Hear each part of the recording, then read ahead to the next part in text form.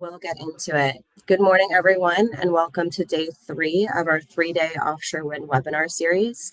If you are just joining us today, my name is Emma Stoney. I am our Wind and Water Energy Program Manager. I am joined here today by our Wind and Water Energy Specialist, Layla Horeth. Layla will begin a recording of the webinar to upload to our website. The slides from today's session will be made available to all who registered for this webinar after the webinar. Today, we are going to discuss MEA's offshore wind energy grant programs and how folks can receive funding for projects that help the state's development of a robust offshore wind supply chain and workforce. I ask that everyone please put your name, title, and organization in the chat box for introductions and reference, since hopefully we're a pretty large group.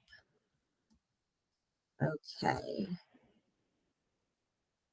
So getting into our agenda for today. First, we're going to discuss what our programs have historically offered. Then we're going to move on to how your business can get involved in the supply chain or workforce. We'll review the manufacturing tiers. Then we'll go into our intended launch for our fiscal year 2025 offshore wind program offering.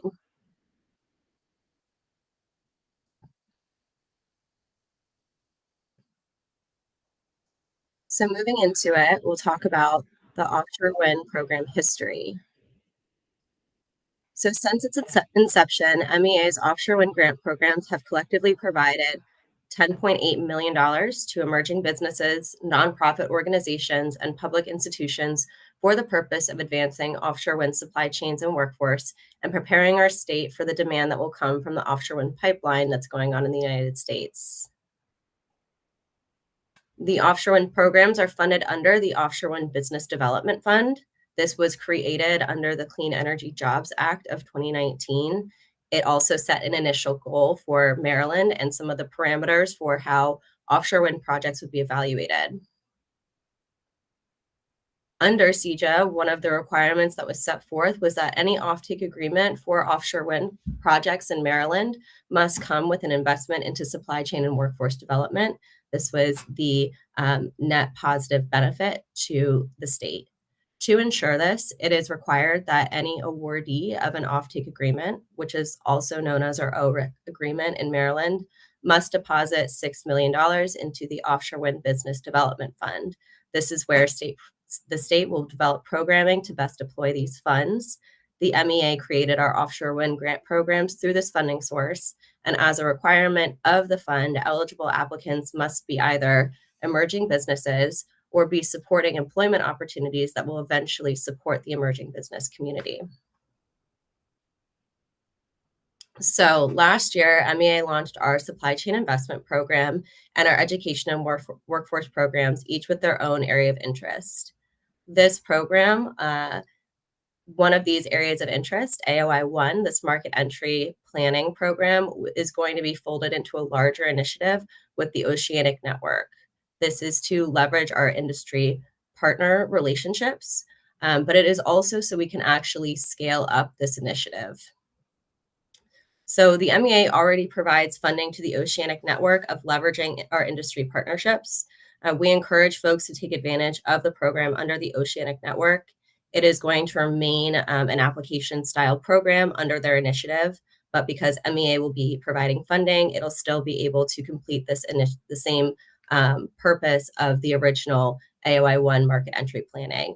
It's really just for us to be able to scale up this initiative. The Oceanic Network is also able to provide folks with technical assistance and hands-on assistance and support.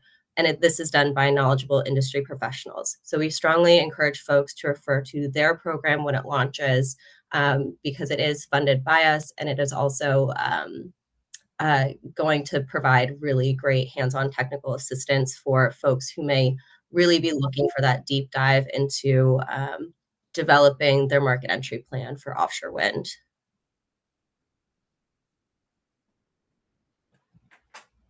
Okay, you may recognize the next 2 slides from our webinar yesterday if you attended.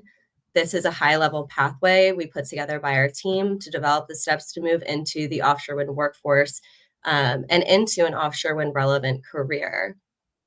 The goal at the end of this is to get into some sort of career relevant to offshore wind or adjacent to offshore wind that is has skills that are very transferable.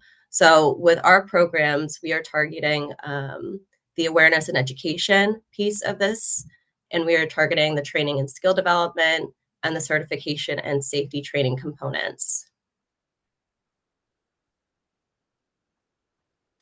Similarly, with the supply chain program, the goal is to get you into an offshore wind related contract for your business.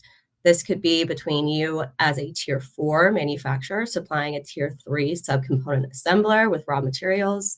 It really does not necessarily look like a contract directly with an offshore wind developer.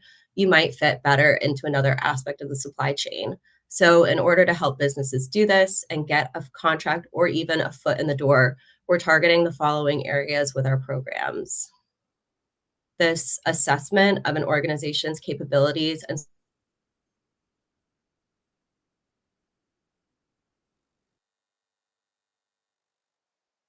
are important to get involved in the business. So this is what our industry events area of interest is for. It's intended to reduce the cost barrier for emerging businesses, nonprofit organizations, public institutions, and academic institutions to build those essential relationships in the offshore wind industry.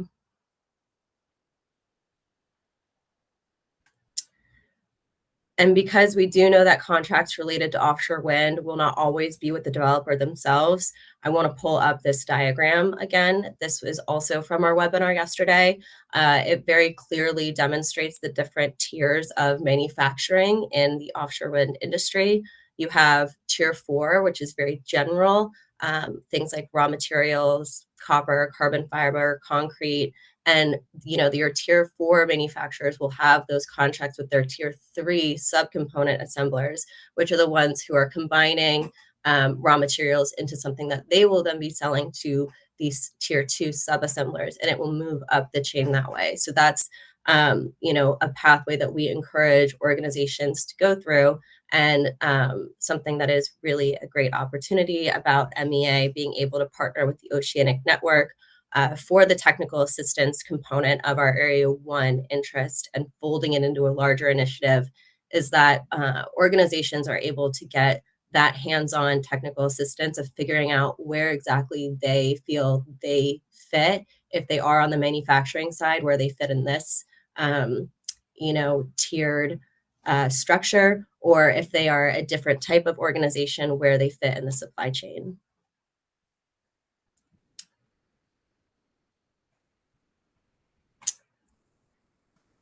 Okay, so looking ahead at our fiscal year 2025 offshore wind program offering, we intend to launch these programs next week on September 5th.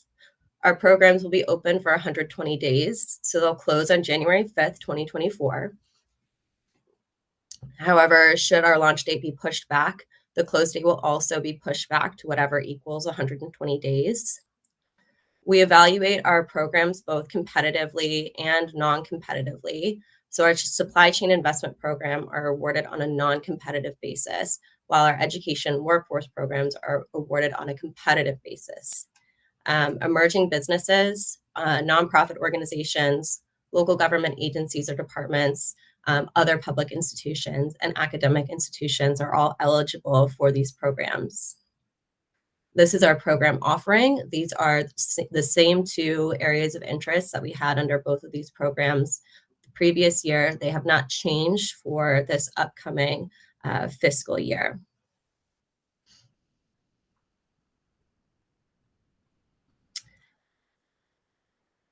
Okay, so now let's look at the program launch timeline. So the timeline from program launch to grant execution date. Our programs will launch on September 5th, and they will be open for 120 days. During this time, we will be attending community events and taking meetings with stakeholders to both spread the word, but also answer relevant questions about our program offering, help organizations figure out if this is a good program for what they're trying to accomplish, or if there is another program maybe at MEA or one of our partner agencies like the Department of Labor or Department of Commerce, where their application could be more competitive. During this 120 days, we also are reviewing our non-competitive applications. We review our non-competitive applications as we receive them. This is intended to try to streamline the process of getting our grants executed for our non-competitive applicants. Uh, for non-competitive applications, they have to meet a minimum requirement of certain criteria that we put out. And we'll have a page all dedicated to evaluation criteria in a bit. Um, but after we will be awarding non-competitive grants during that time. Then January 5th, we'll intend to close the program. After we close the program, we review our competitive applications. Evaluators will review each proposal first to determine if it meets the minimum eligibility requirements, and then they will competitively evaluate them. So they'll evaluate them against each other and provide a ranking in terms of which applicants they believe should get funding, top down. And then we'll award competitive grants based on that evaluator scoring. We will also be drafting grant agreements and asking, sharing that with our awardees and drafting our grant agreements together. And then we'll finally execute our grant agreements. And this process can take anywhere from 3 to 6 months, but it sometimes can take a little bit longer.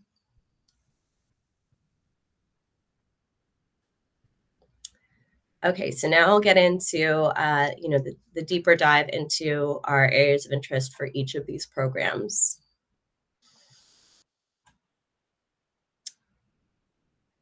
So for our supply chain investment program, we're going to have two areas of interest. We will have our capital expenditures areas of interest.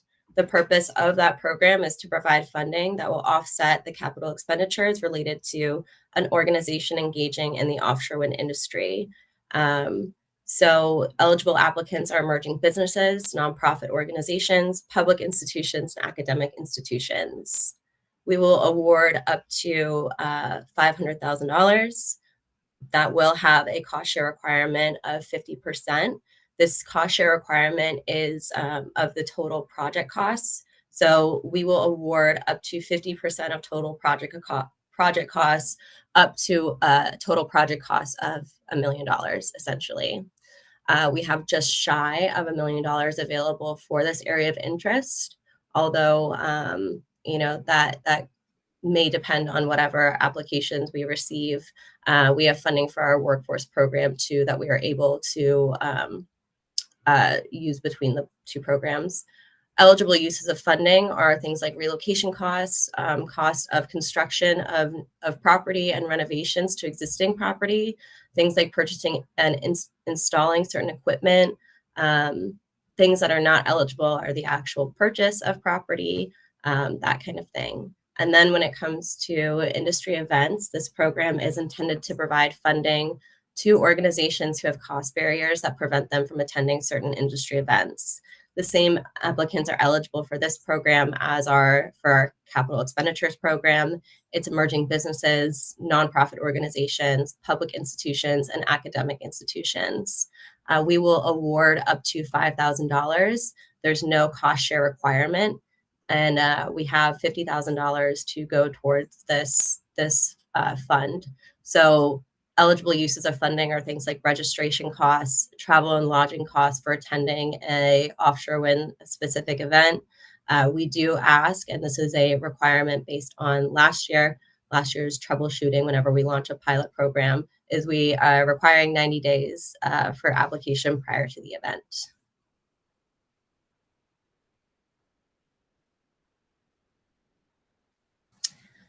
Okay, so here we go into our emerging business definition. It is a statutory requirement. It is a business that is at least 51% owned and controlled by an individual or individuals who are certified of a personal net worth, as defined in statute, that does not exceed 6.5 million as adjusted each year of inflation. So for this emerging business requirement, as part of our applications, if you are an emerging business, we ask for a personal net worth attestation. We don't want any, financial documents prior to someone receiving an award. So with your application, you just self identify, and then if you do receive an award, it is contingent on this emerging business definition and having to, see that someone does qualify as an emerging business. And this is obviously only for business applicants. This is not applicable to, public institutions and nonprofit organizations or academic institutions.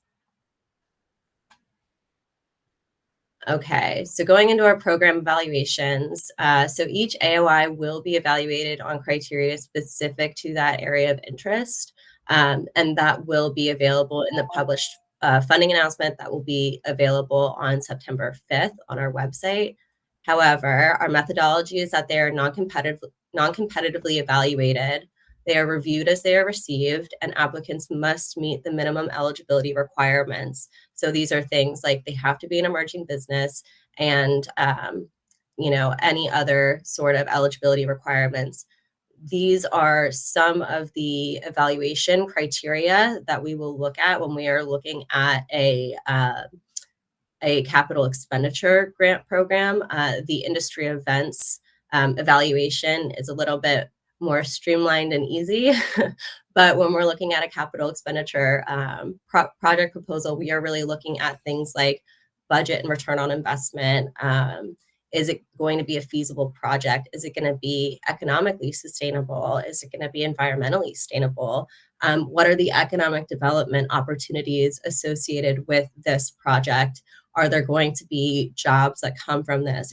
Is it going to be beneficial to the surrounding community? What is the project scope? How much does the project scope align with the intention of the program of developing this offshore wind supply chain? And then things like partnerships, community support, and an overall needs assessment are things that we look at when we are evaluating potential projects.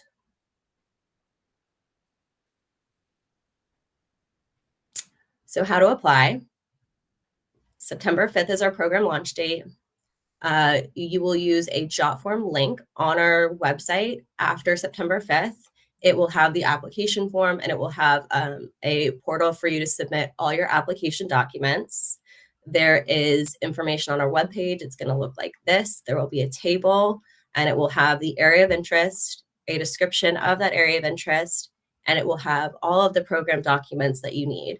So it will have things like our funding announcement, our application portal, and it may have a project narrative template. We do offer templates to our applicants for their applications, just to make sure that they do not miss any of the relevant criteria.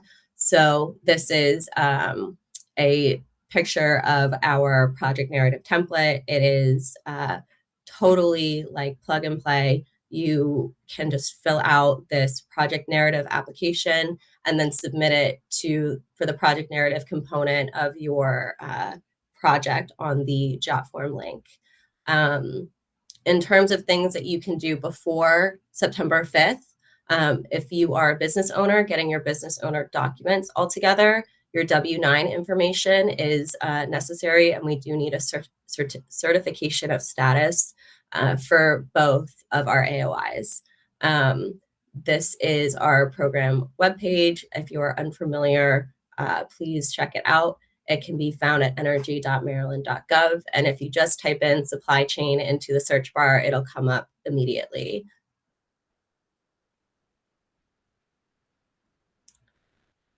Okay, and now let's get into our offshore wind education and workforce training program.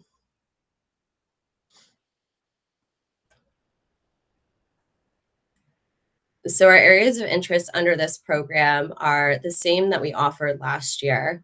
It's the industry education program and the workforce training program. They are similar programs, but they do have their distinct differences. So the purpose of the industry education program is to provide general industry education. It should be K through 12 or professional development focused. It does not need to be part of a larger certification program, and it really shouldn't be part of a larger certification program. It's not intended to get someone certified. It's intended to put someone on that pathway to get them necessary information for them to take the next steps for them to get involved in the industry. So funding for this project can be used for things directly related to the development and implementation of this curriculum related to, K through 12 type of industry education. It Funding for this can include things like uh, reimbursement for instructors, curriculum development, and then program marketing and outreach efforts. It is limited to 10% coverage for administrative costs. Eligible applicants are the same as with the SKIP program, where emerging businesses are eligible, nonprofit organizations are eligible, public and academic institutions are available. The max award for both of these is 500,000, and there is a 25% cost share requirement. That cost share requirement can come from things like in-kind services, administrative costs, it can come from other grant awards. It can come from a line of credit or, something with a green bank, anything. We have $1 million available for our industry education area of interest. Now, moving into our workforce training area of interest, it has the same max award amount, same cost share amount, and same total funding amount for this area of interest. But the way it's different from our industry education area of interest is that it is intended to provide students with um, skills to actually get a job and certification in the industry. This is something very specific to wind. It could be, getting them a wind technician type of certification training. It can be welding for the purpose of working in, wind general construction, steel fabrication, that kind of thing. But it is intended to put someone on a pathway to get into that type of industry. This could be an apprenticeship program. It could be any sort of workforce development program that puts them on a pathway and gets them a certification that will get them a good paying job in the industry. So costs eligible for this program are things like the cost directly related to developing something like an apprenticeship program, figuring out who needs to be all of the research that goes into it, but then also all of the planning and development of that curriculum, and then the implementation of that curriculum. So including getting people into the training at no cost is all covered under this program. Both of these areas of interest are intended to be offer industry education at no cost to the attendees.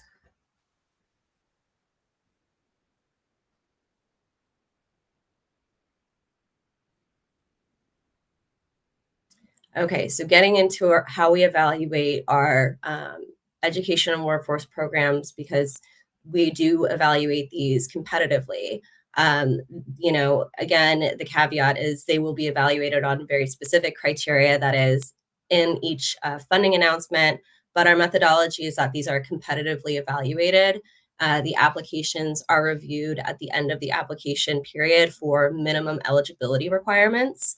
And then those that are found to be eligible will go into a competitive ranking evaluation.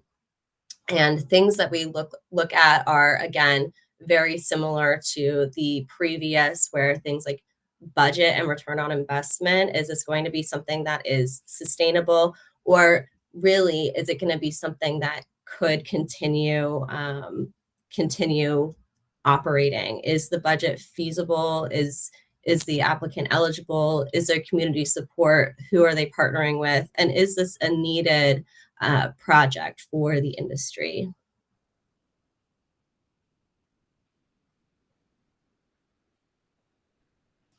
And then very similarly to our SKIP program, how to apply. September 5th is our launch date.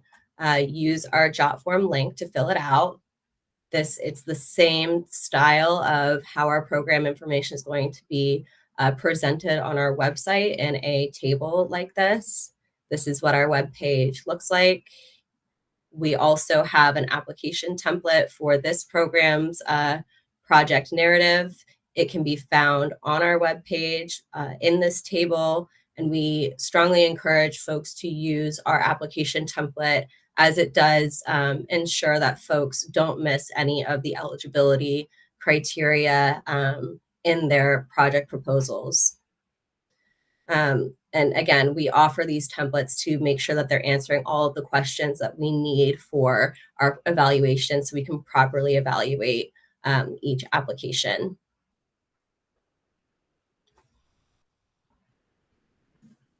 And with that, that is the end of our presentation. I would love to take questions now from anyone who may have a question.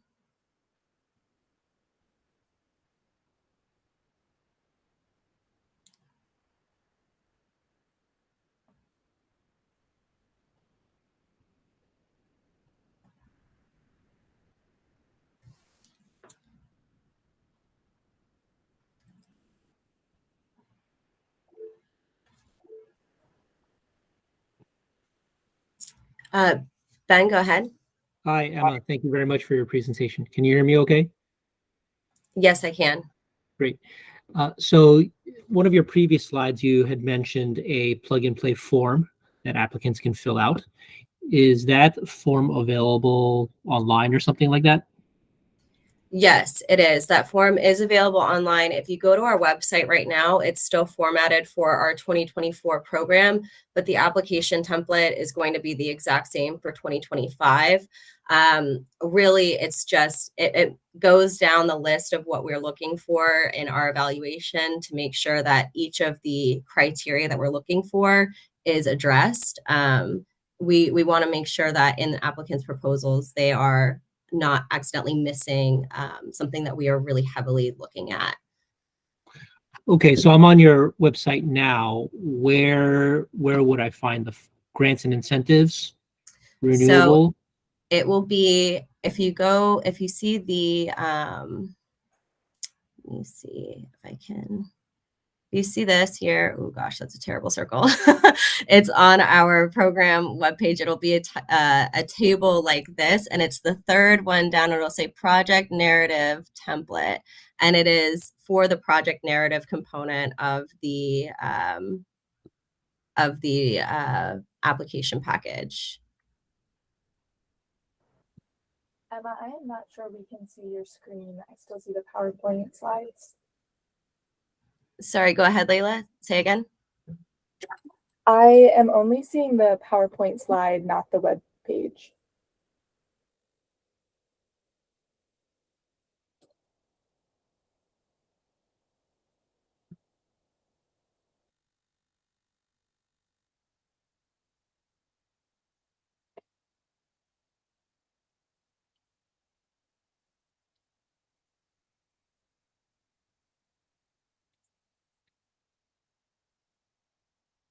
Okay. Yep.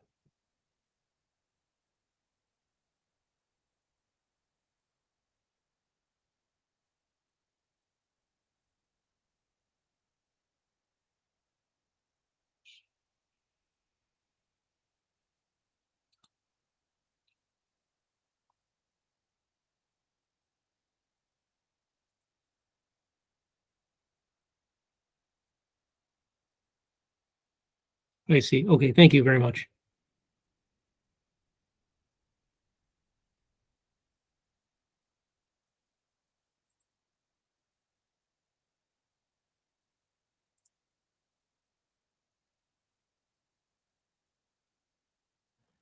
Thank you. I saw another question in the chat from Tracy. Can you tell us who were your grant recipients last year? Yes, I'd be happy to share that. All of that information, I actually don't think it's available on our website unless it's in our press release pages, but I did present it in our webinar from yesterday. Let me pull that up very quickly.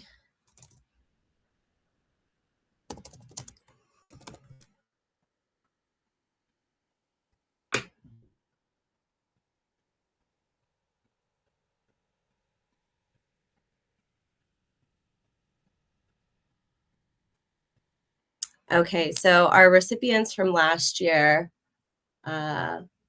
were these folks here. So we have JARC Baltimore, Baltimore Green Justice Workers Cooperative, My Tags, Archon Training Center, University of Maryland, Baltimore City Public Schools, Chesapeake College, Warwick Community College, Johns Hopkins University, and Mighty Waves. We do strongly encourage networking, partnerships, and connecting. And we are figuring out internally how us as the states can be the best facilitator of connecting our previous grantees with folks.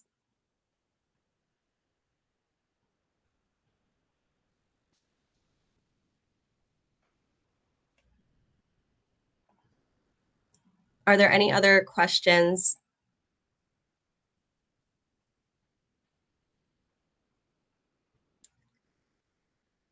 Okay, well, as a reminder, all three webinars, the slide decks, the recordings of the presentation, and a transcription will all be available on our website, hopefully by next week. We have a couple folks out for the upcoming holiday, but they should be available soon. So all of that information will be on our website. So if you only attended one webinar and you'd like to see information from another one, you should be able to. As I indicated in our timeline slide from before, we are all, once we launch our programs, we are in a period of wanting to, conduct those stakeholder engagement meetings and have meetings with folks who are potentially interested but want more information about the program, and figuring out if this program is the right one for them, or if maybe a different program in MEA or one of our partnering agencies like labor or commerce would be better suited for them. So if you have any questions, please feel free to reach out. Myself and Layla can all be contacted here. Both our emails and phone numbers are attached. And if for whatever reason you email me and you don't hear from me, please give me a call.